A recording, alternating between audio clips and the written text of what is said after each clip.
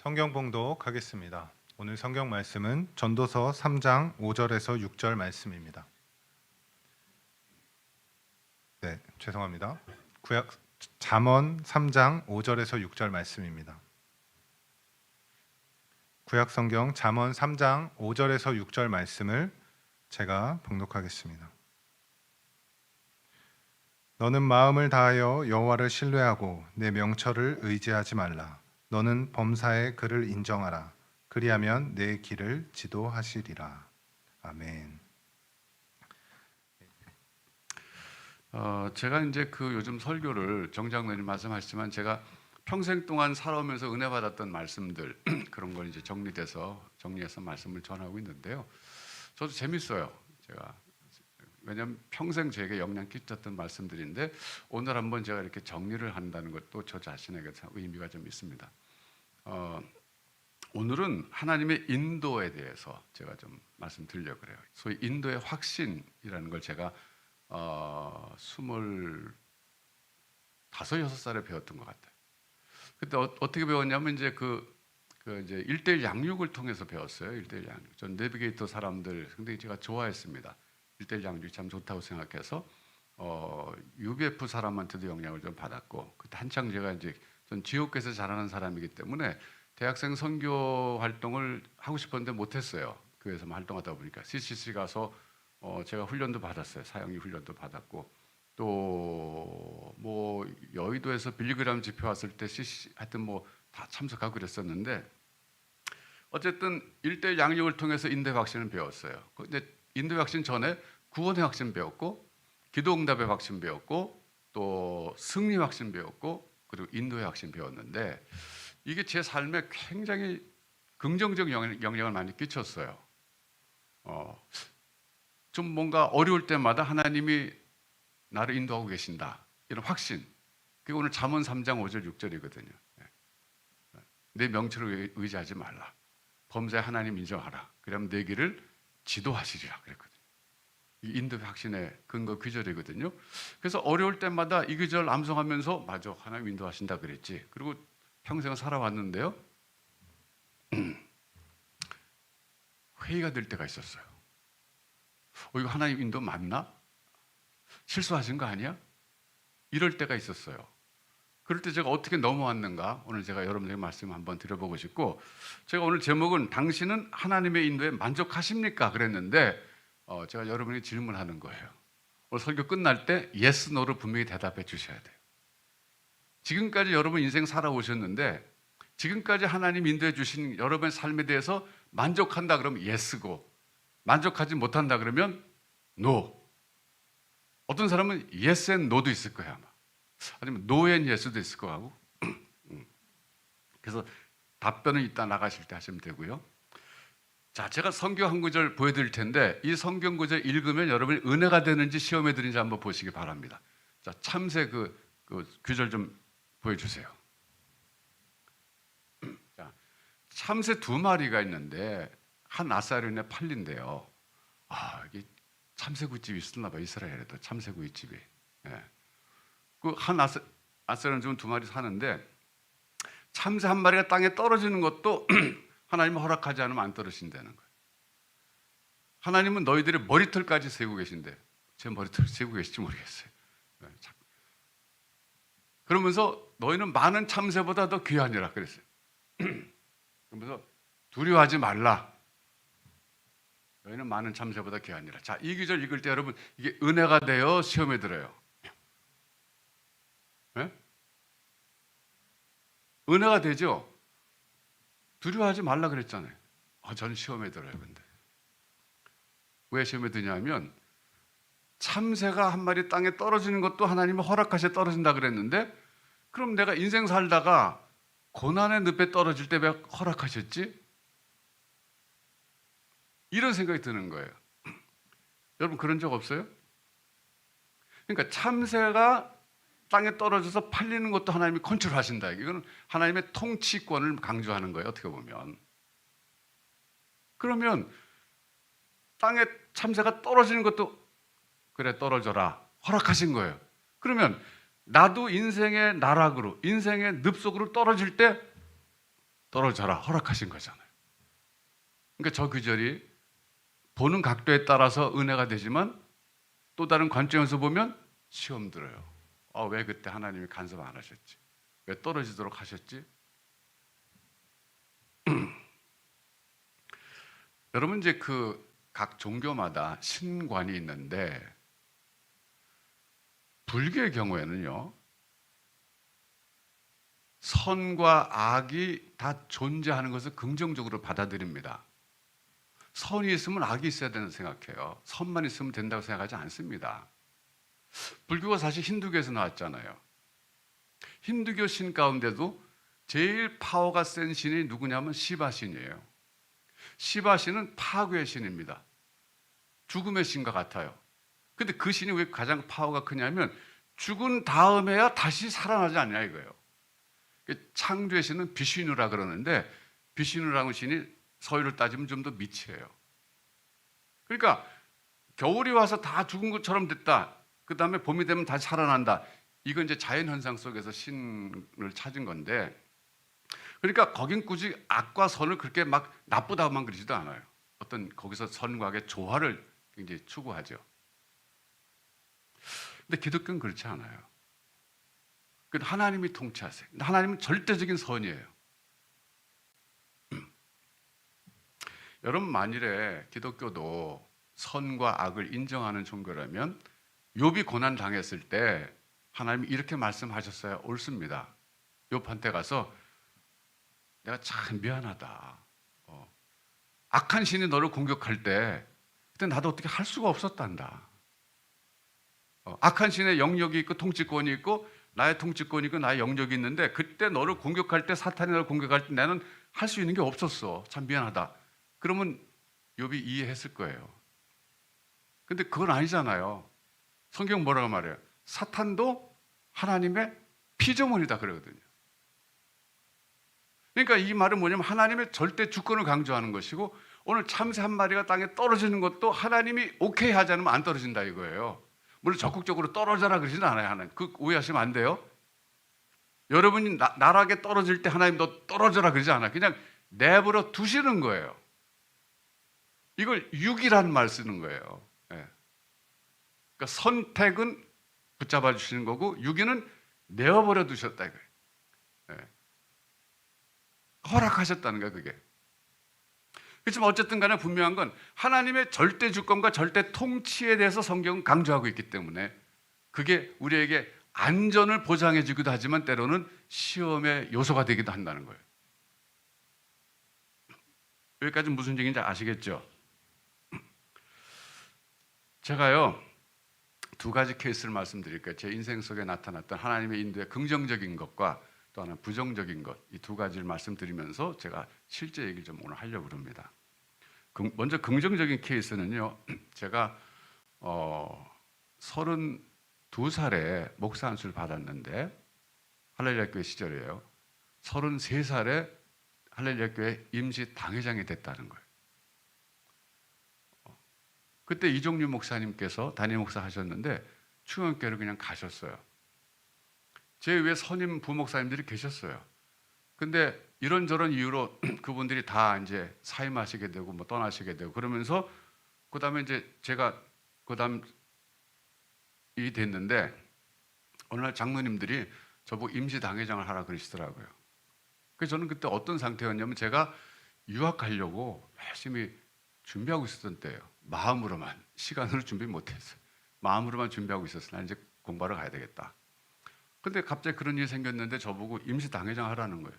그래서 저 임시 당회장 못해요.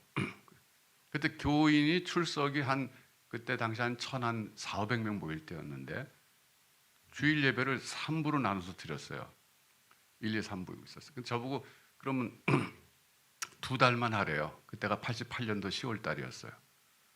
연말까지만 하래 저보고. 그럼 어떻게 할 건데요? 그랬더니 그때 이제 담임 목사님 모시려면 시간이 필요하니까 저보다도 선임 수석 부목사 한 사람 모실 거래요. 그 사람 책임지고 하니까 너는 2달만 하면 된대요. 그래서 뭐 2달에 할 수 있겠지. 그럼 제가 하겠다 그랬어요. 얼마나 제가 몰랐냐면은 당회를 처음 들어갔는데 거기 이제 뭐 장로님들 이렇게 쫙 앉았는데 한 15명 되거든요. 이쪽에 7명, 이쪽에 7명. 하여튼 앉아 있고 제가 가운데 딱 앉았는데 당회를 인도해 본 적이 한 번도 없었어요. 부목사들은 당회 못 들어가요, 원래. 그래서 제가 앉아갖고 그랬죠. 근데 당회 어떻게 인도하는 거예요? 그랬더니 그 옆에 최순영 장로님이 앉아 있었어요. 웃음을 참느라고 본인들도 웃기잖아요. 막 웃으면서 하여튼 찬송 하나 부르고 그리고 뭐 이렇게 하는 거예요. 그래서 제가 그래서 했어요. 그랬는데 결과적으로 2달에 어떻게 되냐면 선임 수석 부목사를 못 모셨어요. 한 분이 오시긴 오셨는데 그냥 저보고 계속 하라는 거예요. 근데 그분이 저보다 나이가 좀 많았어요. 새로 오신 분이. 어쨌든 그 제가 계속 하게 됐는데 그동안에 어떻게 되냐면 하영재 목사님이 이제 그 사실은 이 굉장히 할렐루야 교회랑 가까워요. 하영재 목사님 사모님하고 최순영 장로님 사모님하고 언니 동생이야. 언니 동생. 예, 그러니까 이제 하영재 목사님 오셔갖고 설교를 막 주일날 이렇게 해주시고 그랬어요. 땜빵으로. 그리고 자기는 할렐루야 교회 부목사래 막 그러셨어요. 그 바람에 제가 이제 하영재 목사님하고 이제 잘 알게 됐죠. 그리고 그 다음에 뭐 유명한 뭐 분들 손봉호 교수님 오셔 설교하시고 하여튼 막 그러니까 교인들이 너무 좋아하더라고 주일날 다양한 부패 같다 그러면서 뭐 오늘은 이분의 설교 내일은 저분의 설교 너무너무 행복해 하시더라고요. 근데 1년쯤 지나니까 이제 그만 먹고 싶대요. 안정감이 없다는 거야. 그러니까 그때 당의하는데 갑자기 최순영 장로님이 그러더라고요. 그러면 이승훈 목사가 설교해보지 그러더라고. 저보고. 그래서 저 못해요 그랬더니 해보래요. 그러면 해야지 어떡해요. 근데 이제 제가 이제 한 주 하고 그다음에 이제 박광철 목사님이라는 분이 한 주씩 교대로 했는데 1년 정도를 제가 그때 설교 훈련을 톡톡히 받았어요. 그 전까지는 제가 주일학교 전도사 그리고 청소년부 뭐 이렇게 설교만 하다가 갑자기 대외 설교를 하는데 그것도 한 번이 아니에요. 1, 2, 3부 3번 해야 돼. 와. 나중에 3번째 똑같은 설교할 때는요. 제가 막 착각에 빠지는 거야. 내가 이거 한 얘기 또 하는 거 아닌가? 막 그때 막 원고에 매여가지고 딴 데 가면 큰일 나니까 했는데 제가 그때 설사병을 알았잖아요. 신경성, 과민성 설사병. 그래갖고 참 신기해요 정말. 설교 준비를 이제 2주 만에 한 번씩 하니까 그나마 살았는데 설교 하기 전에 한 주간 지나면 이제 조금 이제 긴장이 되는 거예요. 그 다음 주에 내가 설교해야 되니까 설교 준비해야 되는데 조수영화 알죠? 조수영화 상어 나타날 때 소리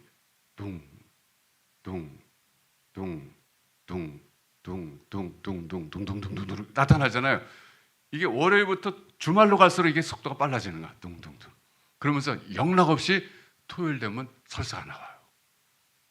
그때 텔레비에서 팔았던 약이 듀스파타린, 과민성 대장 영매 좋다는 듀스파타린 약을 팔았어요.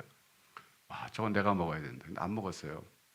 신기한 거는 주일날 설사 하고 3부 예배까지 끝나고 저녁 되면 딱 멈춰요 설사가. 와, 정말 사람이요 그렇게 정신에 영향 받는 건지 제가 피지컬이 처음 알았어요. 그러면서 설교를 배웠어요 사실은. 예. 제가 한 번은요 너무 힘들어갖고 제가 에스사모한테 그랬어요. 나 이거 못하겠다. 나 이러다 죽겠다. 그랬더니 그때 뭐라 그랬냐면요. 임시 당회장이 어딨냐 이거예요. 당회장처럼 해야 된다.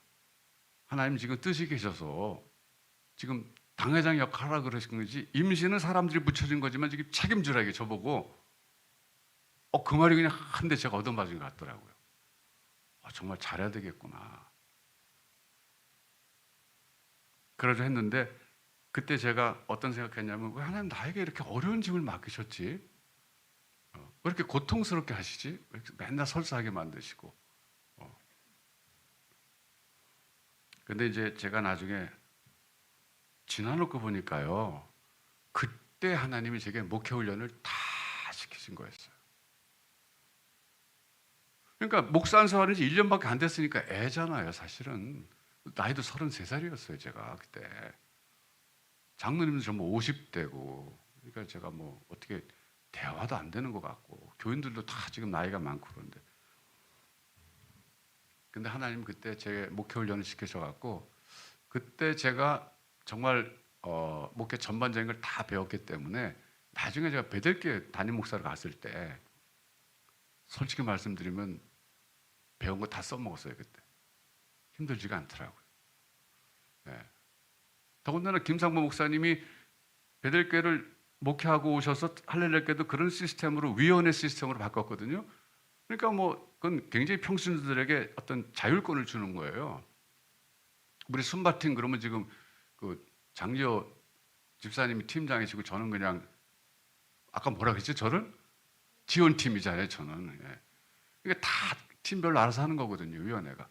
그러니까 할렐루야교회에서 김상욱 목사님 밑에서 일 배우고 그다음에 이제 베델교회 가니까 그냥 똑같더라고 시스템이. 예. 김상욱 목사님 오셨거든요. 그때 이제 제가 임시 당회장 할 때 최순영 장로님이 수석 장로님이셨어요. 저보고 그러더라고. 이승훈 목사가 이제 수고하고 나면 담임 목사 오면 유학 가도록 잘 해줄게 그러시더라고. 그래서 그냥 감사하다고 그랬거든요. 근데 이제 오셨어 김상욱 목사님이. 전 이제 빨리 유학하려고 이제 오셨으니까 그랬더니 장로님들 뭐랬는지 알아요? 김 목사님이 26년 만에 한국 오셨고 26년 만에 오셨으니까 네가 좀 잘 적응하도록 도와드려라. 3년만 도와드리라고. 3년. 그래서 내가 계산해 보니까 나이가 너무 많은 거예요. 그때는 3년 좀 긴데요. 자, 김 목사님 만났어요. 김 목사님 제가 이제 유학 가려고 그러는데 장로님들이 3년 도와달라고 그 목사님 이렇게 하더라 그러는데 어떻게 생각하세요? 그랬더니 1년만 있다 가라고 했어. 그래서 제가 절충안을 내놨죠. 2년 이렇게. 2년 동안 그러면 목사님 이렇게 도와드리다 가겠습니다. 그랬는데 그 2년 동안 제가 참 많이 배웠어요. 김상우 목사님한테. 정말 탁월한 목회자세요, 그분은. 그러니까 그때 제가 수석 부목사가 된 거죠, 이제 그때 임시당회장에서. 그래서 그분의 목회 철학과 뭐 방법론 뭐 다 그 정말 가까이서 오히려 제가 많이 배웠죠. 그러고서 제가 갔는데 그 최순영 장로님이 그 트리니티 신학교에 그때 도네이션 하셨어요. 옛날에. 그래서 거기 그 뭐 기념관도 있고 그런데 어쨌든 그 아파트를 학교 안에 온 그 캠퍼스 아파트 2채를 본인이 추천하는 사람이 무료로 쓸 수 있는 권한을 갖고 계셨어요. 그래서 저보고 하나 쓰라고 그래서 전 거기 있는 동안에 돈 한 푼도 안 내고 썼어요. 그때 800불이었는데 한 달에. 나중에 제가 지나놓고 보니까 야 정말 이건 하나님의 은혜구나. 나를 고생하게 하신 줄 알았는데 난 막 설사 때문에 죽어가면서 했는데 사실 제가 어려운 거 많았어요 그때.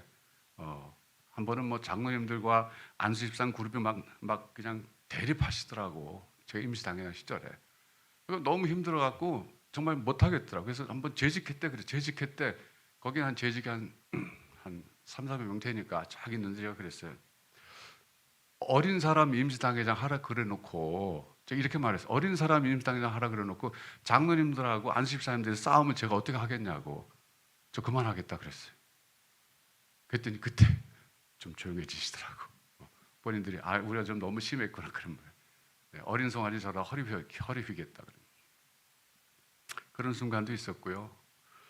어쨌든 그러는 가운데 제가 나중에 깨달기를 하나님이 내 삶 속에서 정말 전혀 기대 밖의 인도를 하셨는데 그게 나에게는 엄청난 복이 되었구나. 생각도 못했던 그런 케이스예요. 이번 이제 부정적 케이스인데요. 그 어간에 제가 임시당회장 할 때 90년도 8월 달에 저희 장모님이 돌아가셨어요. 59살 한국 나이로.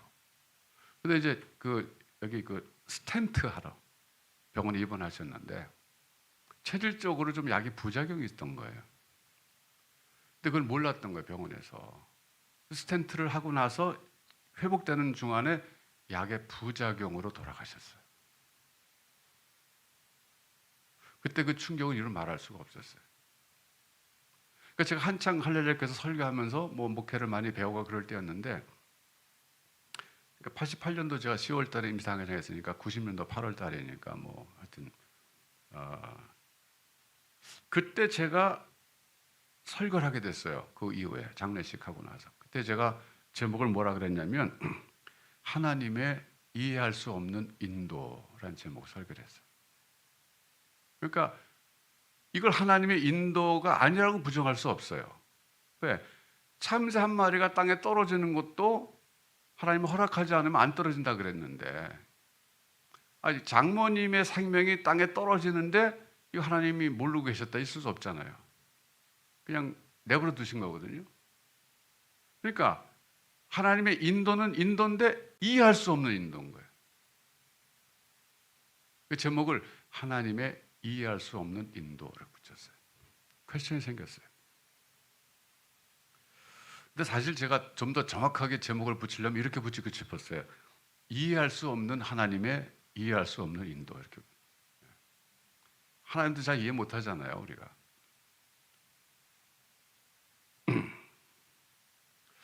근데 제가 이제 선교사들의 생애를 좀 읽어봤는데요. 선교사들의 생애 속에서도 이해할 수 없는 인도가 많더라고요. 아도니람 저드슨이라는 사람 아세요, 여러분? 미얀마 선교사인데 이분은 미국 침례교회에서 최초로 파송한 해외 선교사예요. 그분 사진 좀 한번 보여주세요. 네. 저기는 지금 굉장히 아주 근엄하게 참 표정 잘 관리하고 계시지만 저번 생애가요 정말 불쌍했습니다. 저분이 1788년에 태어나셨다가 1850년에 돌아가셨으니까 62살을 일기로 소천하셨는데 처음에 인도로 선교사로 갔어요. 저분이 인도 캘커타인가 갔어요. 근데 거기서 동인도 회사하고 어떤 갈등이 있었답니다. 그래서 할 수 없이 미얀마로 옮겨갔어요. 미얀마로 가서 한 10년 만에 처음 세례를 주기 시작했어요. 얼마나 기뻤겠어요. 그런데 얼마 이후에 그 와이프하고 딸이 죽었어요.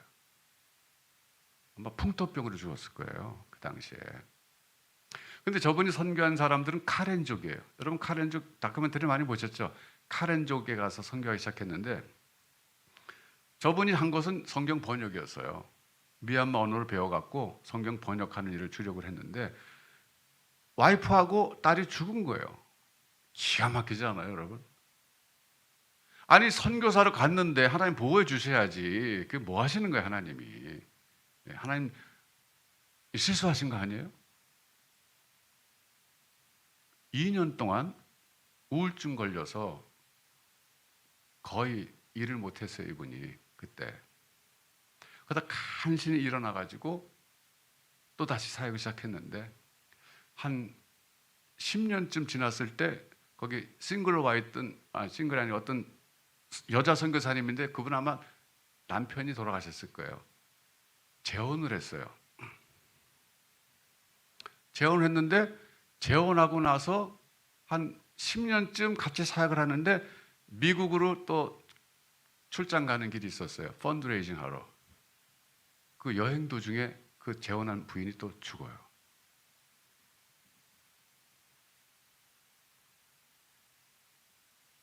이분은 완전히 더 이제 나중에 실어증까지 걸렸어요, 이분이. 그리고 그래도 나중에 또 일어나가지고 또 열심히 이제 미얀마 성경 번역에 매진하다 보니까 나중에는요 영어를 잊어버렸어요, 이분이. 미국 교회 가서 선교 보고할 때 영어를 잊어버렸기 때문에 미얀마 말로 말하면 동료 선교사가 통역을 했어요. 참 우습기도 하죠. 그러다가 마지막에 또 어느 그 작가인 여성과 재혼을 했어요. 그 3번 결혼한 거예요. 그러다 이분이 이제 돌아가셨는데 이분이 나중에 실어증 걸렸어요. 근데 놀라운 것은 이분이 번역한 미얀마 성경이 지금까지도 너무 잘 쓰여지고 있고 이분의 성경 번역을 통해서 카렌족 100만 명이 예수 믿었어요. 대단하죠. 저는 그래서 이런 스토리를 읽을 때 하나님은 선교사로 간 사람의 길을 꽃길로 인도하시지 않고 왜 가시밭길로 인도하실까? 최소한도 가시밭길은 아니라도 좋은데 그냥 돌짝발만 해도 되잖아요. 돌짝발길. 어떻게 이렇게 고통스러운 길로 인도하시면서 쓰실 수 있을까? 이게 도대체 뭔가 이런 생각이 드는 거예요.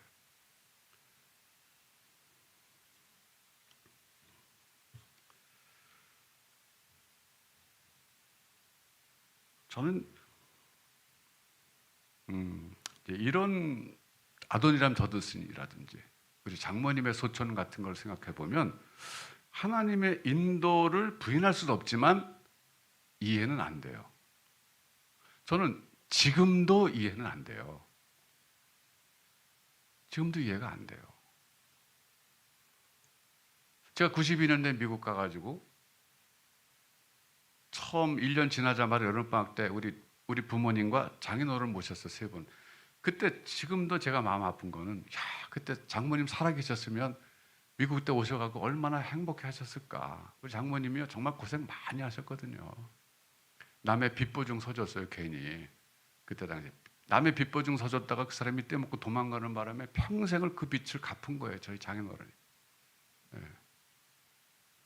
여러분 정말 우리끼리 얘기지만 남의 빚 떼먹고 도망가지 마세요.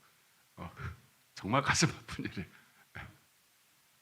뭐 어쩔 수 없이 그럴 수 있지만 그럼 미안하다 그러고 사과할 도망가지 마시라고요. 네.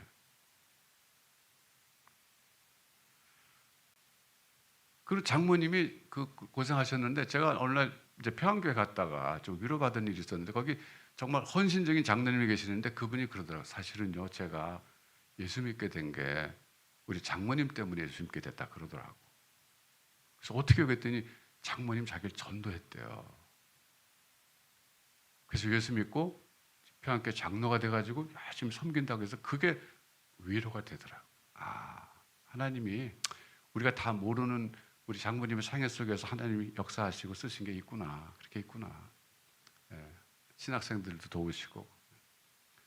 그래도 그렇게 일찍 불러가신 건 이해가 안 되는 거예요. 그런 방식으로. 지금도 이해가 안 돼요, 저는. 우리 부모님이 연달아 돌아가신 것 우리 교인들 아시죠? 그냥 우리 아버님은 월요일날 돌아가셔서 수요일날 장례했는데 어머님은 목요일날 돌아가셔서 토요일까지 장례했어요. 이런 경우는 거의 없다 그러더라고요. 그때도 제가 굉장히 충격받았는데 오히려 그건 이해가 돼요, 저는. 어떻게 이해가 되냐면 우리 어머니 혼자 살아계셨으면 더 힘들었을 거예요. 그냥 가실 때 그냥 잘 가셨구나. 나중에 처음엔 충격받았는데 오히려 그건 이해가 되더라고요. 여전히 우리 장모님 그렇게 일찍 가신 거는 이해가 안 돼요. 자, 여러분 여기서 우리가 생각해야 될 게 있어요. 하나님이 하시는 모든 일, 특별히 우리 삶에 인도하시는 모든 일들을 우리가 다 이해해야만 할까 이거예요.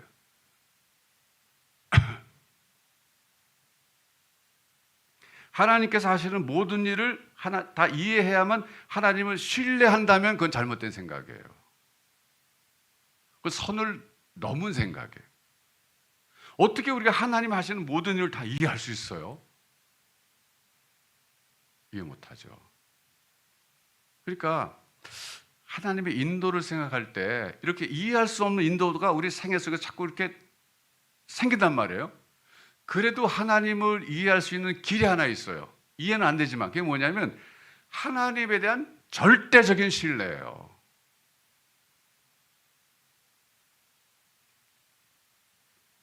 제가 전에도 한번 말씀드렸지만 그 두 친구 이야기 말씀드렸어요. 제가 설교 시간에. 저는 그게 너무 제게 가슴속에 남아있는 스토리예요.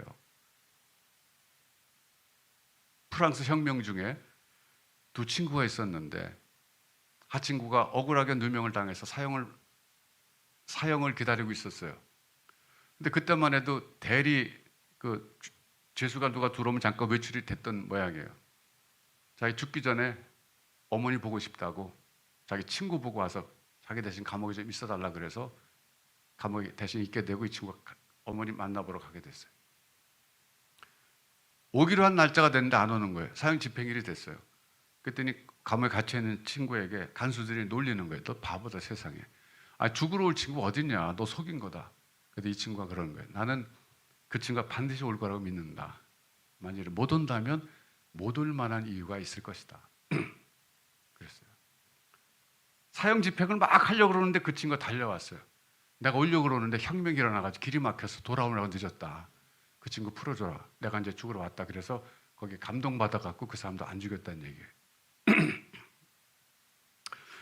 여러분, 제가 그 얘기를 왜 좋아하냐면 인간 사이에서도 정말 자기가 그렇게 믿을 수 있는 친구와 우정 관계가 성립된다면 하나님에 대해서 우리가 절대적인 신뢰를 못할 이유가 어디 있느냐 그거예요.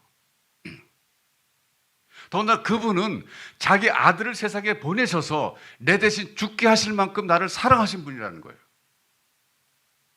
그런 분을 못 믿으면 누굴 믿겠어요? 그렇지 않습니까? 성경에도 그런 얘기가 있죠. 다니엘의 세 친구 이야기. 이건 이성택 목사님이 굉장히 강조하신 말인데 그리 아니하실지라도의 신앙 그랬어요. 네. 사드락과 메삭과 아벳느고 다니엘 3장 15절부터 18절 성경 좀 보여주세요. 네. 느부갓네살 왕이 꿈에 본 신상 형상대로 우상을 만들려고 그러고 악기가 연주될 때 누구든지 저게 절을 하라 그랬어요. 우상 숭배잖아요. 그런데 안 하는 사람은 전부 죽이겠다 그랬어요. 너무한 거 아니에요?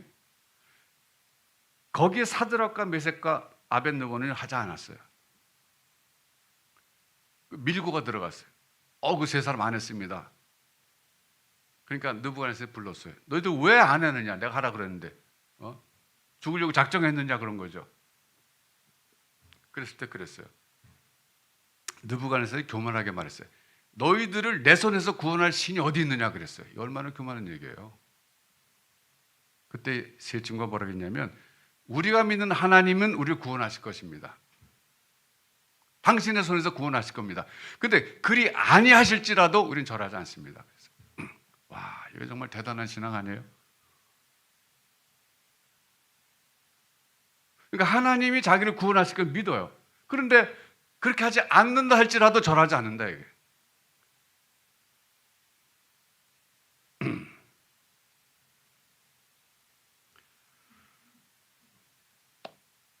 우리에게 이런 신앙이 필요해요.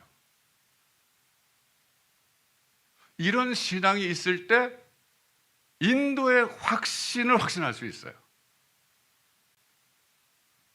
어떤 상황에서도 하나님 원망하지 않는 거예요. 그러니까 이해가 안 돼도 원망하지 않는 거예요. 그러니까 이해가 안 될 뿐이에요, 나는 지금. 그리 아니하실지라도죠. 이게 뭐예요? 내 생각대로 내 인생이 펼쳐지지 않을지라도 내가 기도한 대로 하나님이 역사하지 않을지라도 내가 하나님 의지하겠다 그런 얘기죠. 우리에게 필요한 신앙이 바로 이런 신앙입니다. 만일에 여러분 하나님이 기회를 주셔서 자, 내 인생 내가 한번 플랜 세워라. 그대로 한번 이뤄줄게. 그러면 플랜 세우시겠어요? 좋죠. 그럼 고칠 게 얼마나 많아요. 그렇죠? 예. 여러분 살아온 날들 속에서 여러분 잘못한 거, 실수한 거 전부 빼버리고 그럼 얼마나 행복하겠어요. 그렇죠? 근데 그거는 지나놓고 나니까 가능한 건데 지나기 전에 인생 시작할 때 자, 너 한번 해봐 그러면 어떻게 하겠어요? 알지 못하는데. 그것은 할 수 있는 영역이 아닌 겁니다. 우리의 영역을 뛰어넘는 거예요. 그거는. 우리가 이제 내년에 이스라엘과 터키 갈 거잖아요. 그렇죠? 터키라 그러면 안 돼. 이제 투르크라 그러래. 터키는 그 새가 터키 그리고 막 약하고 이렇게 이미지 있어서 투르크 사람들이 바꿔달라 그랬어요. 이제 투르크라 그래. 투르크. 거기 적금 드신 분들 손 들어보세요. 우리 터키 거기 가려고 적금 드시고. 그렇죠. 우리 이제 그 이지영 자매가 앞으로 팀 리더로서 여러분들 연락할 겁니다. 확실히 갈 사람 이제 명단 확정해야 돼. 근데 여러분 터키하고 이스라엘 가는데 안 가본 사람들, 자 여행 계획 세우라 그러면 세울 수 있어요? 못 세울 거예요. 식당은 어디 가서 먹고 잠은 어디서 자고 물론 이제 뭐 인터넷 들어가면 정보가 있죠. 그렇지만 그걸 다 놓고 여러분이 계획 세운다 그래도 완벽한 계획 세울 수 없는 거예요. 모르기 때문에 그래요. 하물며 우리 인생을 내 생각대로 된다고 그래서 행복한다는 보장이 과연 있을까요? 저는 없다고 생각해요.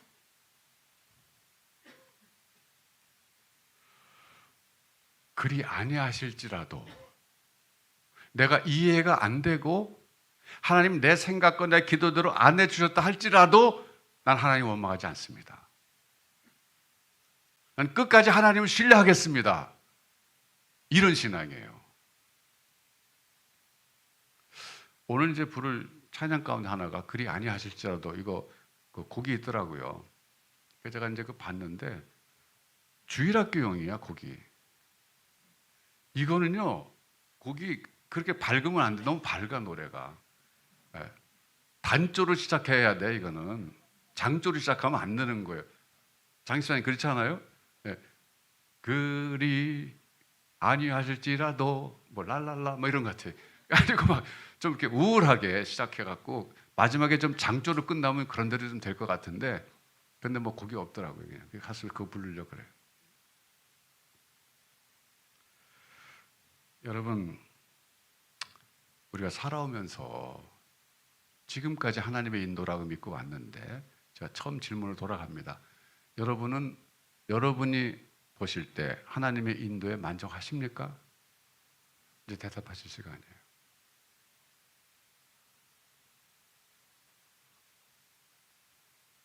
저는요, 만족하지 못해요.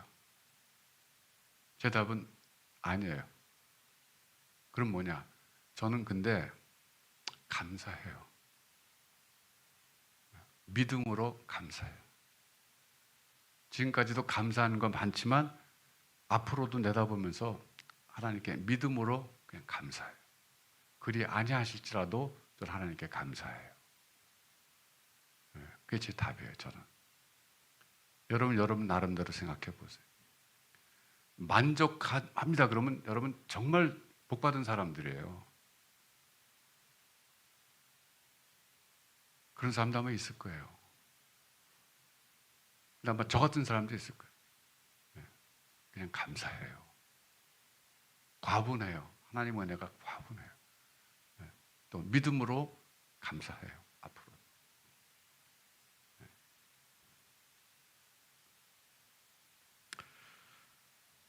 이게 제가 지금까지 인생을 살아오면서 정리된 하나님의 인도의 확신에 대한 내용들이었어요. 그래서 여러분들이 세상에 살면서 여러분 인생에 대해서 하나님이 간섭하시고 인도하시는데, 특별히 기억하실 것은 그리 아니하실지라도. 이 말이 뭐예요? 이해가 안 돼도. 하나님이 이렇게 하시는 건 내가 이해가 안 됩니다. 사실 지금도 우리가 개인 생애뿐만 아니라 우크라이나하고 러시아 전쟁 보면서 이해가 돼요, 여러분? 이해가 안 되잖아요. 하나님 뭐 하시는 거예요, 지금? 바쁘세요? 거기 내려다볼 시간 없으세요? 뭐 이러고 싶잖아요. 거기 애들 죽잖아요. 거기 죄 없는 사람 죽잖아요. 지금 러시아 좀 어떻게 힘이 세다고 그런 건 좀 잘못된 거 아니에요? 뭐 이러면서 좀 이렇게 뭐 좀 그래야 되는 거 아니에요? 예. 근데 어떻게 해요? 우리 이해 못하는 건 너무 많아요. 이해가 안 되는 거죠. 이해가 안 될지라도예요. 내 삶에 일어나는 모든 고난과 이런 역경도 하나님 왜 나에게 이런 걸 당하게 하신 내가 이해가 안 될지라도 하나님 신뢰합니다. 이게 진짜 신앙입니다. 어떤 사람이 이게 가능해요? 하나님이 그 아들을 보내셔서 복음이에요. 내 대신 죽게 하시고 나를 구원해 주셨다는 것을 확신하는 사람이라면 믿을 수 있어요. 자기 아들을 아끼지 않고 내어주시니까 모든 것을 우리에게 은사로 주지 아니하시겠느냐 이거죠. 네. 여러분 이 절대 신앙, 하나님에 대한 절대 신뢰 꼭 소유하시기 바랍니다. 네. 우리 교인들의 특징이 그거가 돼요. 어떤 상황에서도 하나님을 신뢰하는 것. 하나님을 원망하지 않는 것, 그리 아니하실지라도, 이해가 안 된다 할지라도 하나님을 찬양합니다. 그거예요. 우리 기도하겠습니다.